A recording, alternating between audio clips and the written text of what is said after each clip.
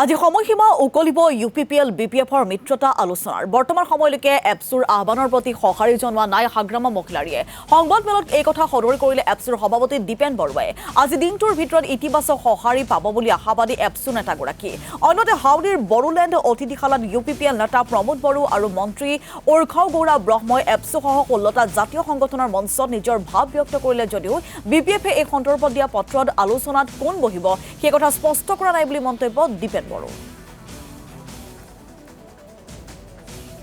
BTR প্ৰধান বা UPPLৰ সভাপতি প্ৰমোদ বড়ো ডাঙৰীয়া আৰু তেওঁলোকৰ দলৰ মানে জ্যেষ্ঠ অসমৰ মন্ত্ৰী উৰ্খাও গৌৰা ব্ৰহ্ম ডাঙৰীয়া দুয়োগৰাকী উপস্থিতিত 16টা বড়ো জাতীয় দল সংগঠনৰ লগত হাউলিত থকা যি বড়োলেণ্ড গেষ্ট হাউচ তাত তেওঁলোকে সৌখৰিৰে আহি পেলাই আলোচনা কৰিছে আলোচনা কালত তেওঁলোকে নিজৰ কথা ব্যক্ত কৰিছে BPF দলৰ মুৰব্বী হাগ্ৰামা মহিলাৰী ডাঙৰীয়াক আমি এতিয়াও অপেক্ষাত আছোঁ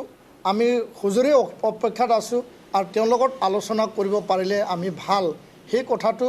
জাতি স্বাৰ্থত বিটিআৰবাসীৰ স্বাৰ্থত আমি বিচাৰিছোঁ কিন্তু সেইটো এতিয়ালৈকে হৈ উঠা নাই আজিলৈকে আমি ৰখি আছোঁ আজিৰ পিছত আমি আকৌ পুনৰ বহিম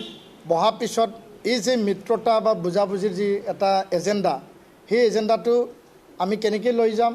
আৰু তেওঁলোকৰ ৰেছপন্সটো কি এক পিনিদি চিঠি পালোঁ এক পিনিদি তেওঁলোকে সৌখৰিৰে আহি পেলাই আমাৰ লগত আলোচনাত মিলিত হ'ল আৰু যোনে চিঠি দিছে তেওঁলোকক আমি পুনৰ চিঠি প্ৰেৰণ কৰিছোঁ যে আপোনালোকৰ মুৰব্বীৰ লগত আমি বহিব বিচাৰোঁ আৰু বহাটো আমি খুব মানে আগ্ৰহী আমাৰ ফালৰ পৰা সেই কথাটো আমি